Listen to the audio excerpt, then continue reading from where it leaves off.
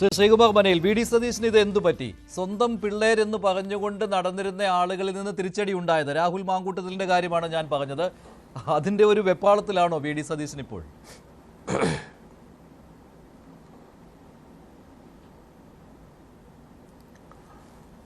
Hello Sreekumar കേട്ടോ? Hello Sreekumar കേൾക്കാമോ? ഇല്ല, ഒന്ന് ചോദ്യം ആവർത്തിക്കാമോ? ശ്രീകുമാർ, ഇപ്പോൾ വി ഡി സതീശന്റെ ബോഡി ലാംഗ്വേജ് തന്നെ അല്ലല്ലോ, വി ഡി സതീശന്റെ ബോഡി ലാംഗ്വേജ് തന്നെ കാണുമ്പോൾ ഈ സ്വന്തം പിള്ളേർ എന്ന് പറഞ്ഞ് കൂടെ കൊണ്ട് നടന്നവരിൽ നിന്നുണ്ടായ തിരിച്ചടി രാഹുൽ മാങ്കൂട്ടത്തിൽ നിന്ന് അതിന്റെ ഒരു വെപ്രാളം പോലെ തോന്നുന്നുണ്ട്.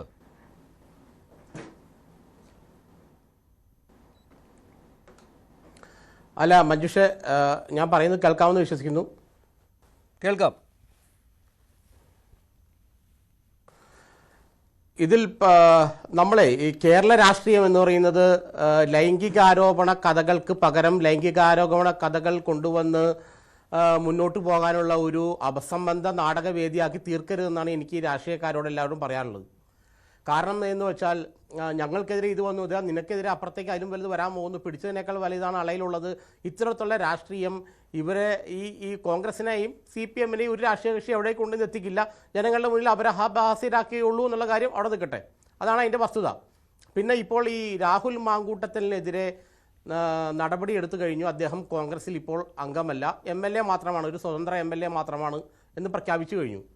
പിന്നെ പ്രഖ്യാപിച്ചു കഴിഞ്ഞിട്ടും എന്തുകൊണ്ടാണ് പ്രതിപക്ഷ നേതാവ് വീണ്ടും വീണ്ടും ഇത്തരം കാര്യങ്ങൾ ആവർത്തിച്ച് പറഞ്ഞെങ്കിൽ രാഹുൽ മാങ്കൂട്ടത്തിലിനെ കോൺഗ്രസിൽ നിന്ന് സസ്പെൻഡ് ചെയ്യാതെ അദ്ദേഹത്തിന് പറയായിരുന്നല്ലോ, ഇത് മറ്റേ ഗോവിന്ദൻ്റെ മകനെയും മറ്റവനെയും രക്ഷിക്കാനുള്ള അടവാണ്, CPM-നെതിരെയുള്ള ആരോപണങ്ങൾ ഉയർന്നു വരുമ്പോൾ അവർ കാണിക്കുന്ന തന്ത്രമാണ്, അതുകൊണ്ട് ഞങ്ങൾ ഒരിക്കലും ഈ രാഹുൽ മാങ്കൂട്ടത്തിനെ കൈവിടില്ല എന്ന് പ്രഖ്യാപിച്ചാൽ ഈ പ്രശ്നപ്പം തീരുമായിരുന്നല്ലോ.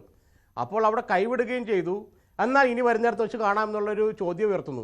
അത് എന്താണ് ഒരു ഡൂബിയസ് എന്ന് പറഞ്ഞാൽ എനിക്ക് മനസ്സിലാകുന്നില്ല. കാരണം ഒന്നല്ലേ നമുക്ക് ചെയ്യാൻ പറ്റുള്ളൂ. ഒന്നുകിൽ രാഹുൽ മാങ്കൂട്ടത്തിലെ കൂടെ നിർത്തിക്കൊണ്ട് ഈ ആരോപണങ്ങളെ ഞങ്ങൾ ശക്തിയായി നേരിടും. കാരണം അദ്ദേഹത്തിനെതിരെ പ്രത്യേകിച്ച് FIR-ഓ കേസുകളോ ഒന്നുമില്ല, വാലും തുമ്പുമില്ലാത്ത ആരോപണങ്ങൾ മാത്രമാണ്, അതുകൊണ്ട് ഞങ്ങൾ കൂടെ നിർത്തും. ഇതെല്ലാം CPM നേതാക്കളുടെയും അവരുടെ മക്കളെയും രക്ഷിക്കാനുള്ള ഒരു തന്ത്രത്തിൻ്റെ ഭാഗമാണ്, ഒരു മാനിപ്പുലേഷൻ്റെ ഭാഗമാണെന്ന് പറഞ്ഞിട്ട് അയാളെ കൂടെ നിർത്തേണ്ടതിന് പകരം അയാളെ പുറത്താക്കി എന്ന് പറഞ്ഞിട്ട് ഇത് പറയേണ്ട ആവശ്യമില്ലല്ലോ. അപ്പോഴാണ് നമുക്ക് ഈ രാഷ്ട്രീയ നിലപാടുകളെ കുറിച്ചുള്ള നമുക്കുള്ളൊരു ആശങ്ക അല്ലെങ്കിൽ ആശയ അവ്യക്തതയൊക്കെ നമുക്ക് ഉയർന്നു വരുന്നത്. ഇന്ന് സതീശന്റെ വാക്കുകൾ ശ്രദ്ധിച്ചു കഴിഞ്ഞാൽ സ്വന്തം സഹപ്രവർത്തകർക്കെതിരെ നടപടി എടുക്കേണ്ടി വന്നു, അത് ഹൃദയവേദനയോടുകൂടിയാണെന്ന് സതീശൻ ആവർത്തിക്കുകയാണ്.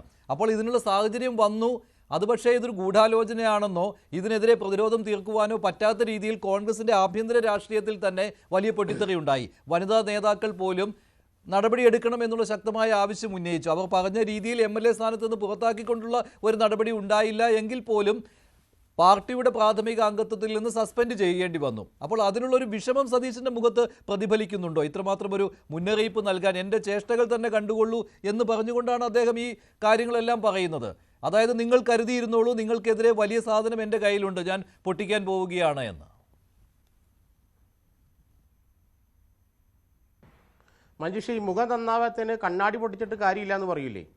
രാഹുൽ മാങ്കൂട്ടത്തിലിൻ്റെ പ്രശ്നം, ഈ വിഷയം എല്ലാ കോൺഗ്രസ് നേതാക്കൾക്കും അറിയാമായിരുന്നു എന്ന് ഉറച്ച് ബോധ്യമുള്ള ആളാണ് ഞാൻ.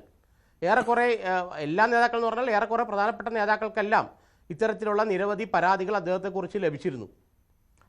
പല പരാതിക്കാരെയും അദ്ദേഹം, ഈ രാഹുൽ മാങ്കൂട്ടത്തിൽ എന്ന് പറയുന്ന വ്യക്തി നേരിട്ട് വിളിച്ച് ഇമോഷണലി ബ്ലാക്ക്മെയിൽ ചെയ്ത് പിന്തിരിപ്പിച്ചു എന്ന് ഞാൻ കേട്ടിട്ടുണ്ട്. എൻ്റെ സത്യസ്ഥത എനിക്കറിയില്ല.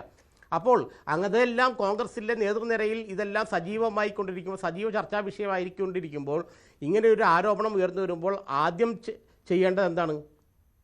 ഇത് യഥാർത്ഥത്തിൽ കോൺഗ്രസ് പാർട്ടിയെ കേരളത്തിൽ വലിയ പ്രതിസന്ധിയിലേക്ക് തള്ളിവിട്ടു.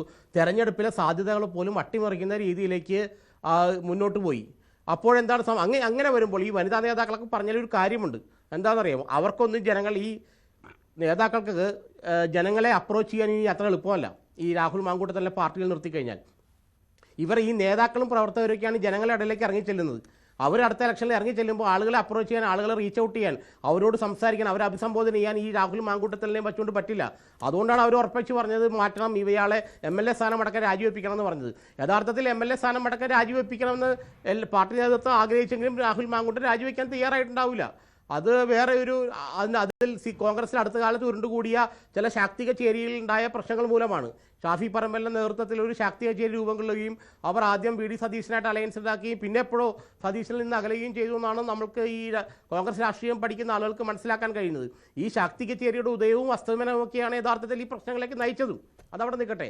പക്ഷേ ഈ നമ്മുടെ പാർട്ടിയിൽ നടന്ന ഒരു ഇഷ്യൂ കൈകാര്യം ചെയ്യാൻ പറ്റാതെ അത് മൊത്തം അലമ്പായതിനു ശേഷം മറ്റവനെ വെല്ലുവിളിക്കുന്നതിൽ വലിയ അർത്ഥമുണ്ടെന്ന് എനിക്ക് പക്ഷേ ഒരു കാര്യം ഈ കോൺഗ്രസിന്റെ അല്ലല്ലോ വി ഡി സതീശനും കോൺഗ്രസ് നേതാക്കളും പറയുന്ന ഒരു കാര്യം ശരിയാണ്, മറ്റു പാർട്ടികൾ ഇങ്ങനെ നടപടി എടുക്കാറില്ല, പ്രത്യേകിച്ച് CPM. മുകേഷ് MLA കാര്യമാണ് അദ്ദേഹം ഉദ്ദേശിക്കുന്നത്. അതുപോലെ തന്നെ മന്ത്രിസ്ഥാനത്ത് ഇരുന്നപ്പോൾ പോലും ആരോപണം നേരിട്ട ആളുകൾ മന്ത്രിസ്ഥാനം രാജിവെച്ചിട്ടും MLA സ്ഥാനത്ത് തുടർന്നു. അപ്പോൾ ഇത്തരം ഒരു നടപടിയിലേക്ക് പോകുവാനായിട്ട് പാർട്ടിയുടെ പ്രാഥമിക അംഗത്വത്തിൽ നിന്ന് സസ്പെൻഡ് ചെയ്യുക, യൂത്ത് കോൺഗ്രസ് പ്രസിഡന്റ് സ്ഥാനത്ത് നിന്ന് പുറത്താക്കുക, ഇങ്ങനെയുള്ള നടപടികളിലേക്കൊന്നും ഒരു പാർട്ടിയും പോയിട്ടില്ല, പ്രത്യേകിച്ച് CPM പോയിട്ടില്ല. അപ്പോൾ CPM-ന് ഇത് പറയുവാനുള്ള ധാർമ്മിക അധികാരം ഇല്ല.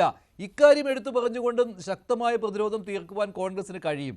അതും കടന്നുകൊണ്ട് ഇത്തരത്തിലുള്ള ചേഷ്ടകളുമായിട്ട് വരുമ്പോഴാണ് അത് പ്രശ്നമാകുന്നത്, അല്ലേ? അല്ല, ഇത്തരത്തിൽ നിലപാടെടുത്തുകൊണ്ട് കടുത്ത പ്രതിരോധം കോൺഗ്രസിന് വേണ്ടി ഉയർത്താൻ ആർക്കൊക്കെ കഴിഞ്ഞു എന്നുള്ള കാര്യത്തിൽ എനിക്ക് സംശയമുണ്ട്. യഥാർത്ഥത്തിൽ പാർട്ടി ഒറ്റക്കെട്ടായി നിന്നുകൊണ്ട് ഈ ഒരു വിഷയം ഉന്നയിച്ച് പാർട്ടിയുടെ ആ പ്രതിരോധ സംവിധാനത്തെ കെട്ടിപ്പടുക്കാൻ കഴിഞ്ഞു എന്നുള്ള കാര്യത്തിൽ എനിക്ക് സംശയമുണ്ട്. ഇപ്പോൾ പ്രതിപക്ഷ നേതാവ് ഇങ്ങനെ ഒരു അഗ്രസീവായിട്ടുള്ള ഒരു ജസ്റ്ററിൽ നിന്ന് സംസാരിച്ചു എന്നതിനപ്പുറം യഥാർത്ഥത്തിൽ ഈ വിഷയം വന്നപ്പോൾ എങ്ങനെയാണ് ഇത് കൈകാര്യം ചെയ്തത്, എങ്ങനെയാണ് കൈകാര്യം ചെയ്തതിൻ്റെ മെറിറ്റ് എങ്ങനെയാണ് കോൺഗ്രസിന് രാഷ്ട്രീയമായി അനുകൂലമാക്കാൻ സാധിക്കുന്നത്, അതിനെക്കുറിച്ചാണ് ചർച്ച ചെയ്യേണ്ടത്. നമ്മളൊരു നടപടി എടുത്താൽ അതിന് മെറിറ്റിലാണെങ്കിൽ ആ മെറിറ്റ് എങ്ങനെ പൊളിറ്റിക്കലി നമുക്ക് യൂസ്ഫുൾ ആവണം അടുത്ത ഇലക്ഷനിൽ. അതിനെന്താണ് ഇവർ ചെയ്യുന്നത്? അത് പൊളിറ്റിക്കലി യൂസ്ഫുൾ ആകാൻ എന്തെങ്കിലും ഇവരുടെ കയ്യിലുണ്ടോ?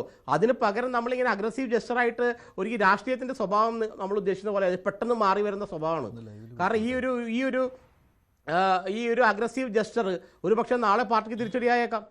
അപ്പോൾ നമ്മൾ കുറച്ചുകൂടെ അവധാനതയോടെ ഈ പ്രശ്നങ്ങളെ കൈകാര്യം ചെയ്തതിൽ ആദ്യം മുതൽ ഇത് പരിഹരിച്ച് പോകാമായിരുന്നു. ഇപ്പോഴത്തെ നേതൃത്വത്തിൻ്റെ അവധാനതയില്ലായ്മയും പക്വതയില്ലായ്മയും ഈ സംഭവം വഷളാക്കുന്നതിൽ വലിയ പങ്ക് വഹിച്ചു എന്ന് വിശ്വസിക്കുന്ന ഒരാളാണ് ഞാൻ. വ്യക്തിപരമായിട്ട് ആരും പേരെടുത്ത് പറയുന്നില്ല. നിങ്ങൾ ആലോചിച്ച് നോക്കൂ, ഒരു KPCC അധ്യക്ഷൻ ഉണ്ടല്ലോ, അദ്ദേഹമാണ് പാർട്ടിയുടെ അവസാന വാക്ക്.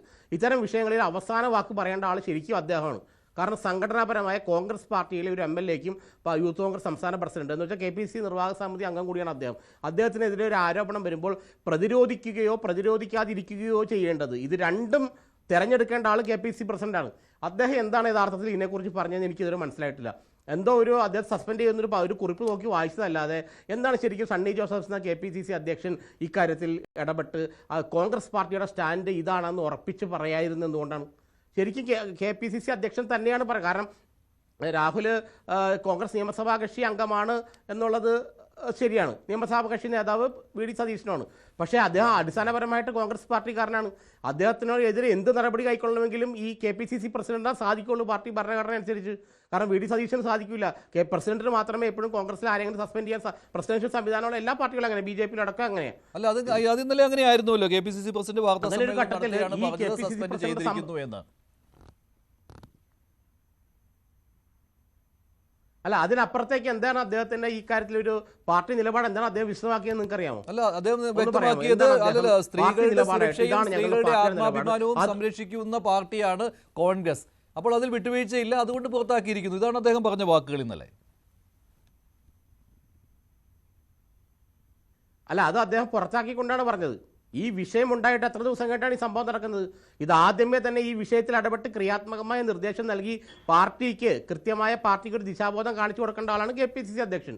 അദ്ദേഹം വളരെ മാന്യനായിട്ടുള്ള നേതാവാണ്, വളരെ അനുഭവ സമ്പത്തുള്ള നേതാവാണ്. പക്ഷെ എന്തുകൊണ്ടോ അദ്ദേഹത്തിന് അത് ഈ പ്രശ്നത്തിൽ കഴിഞ്ഞില്ല എന്നുള്ളതാണ് സത്യം.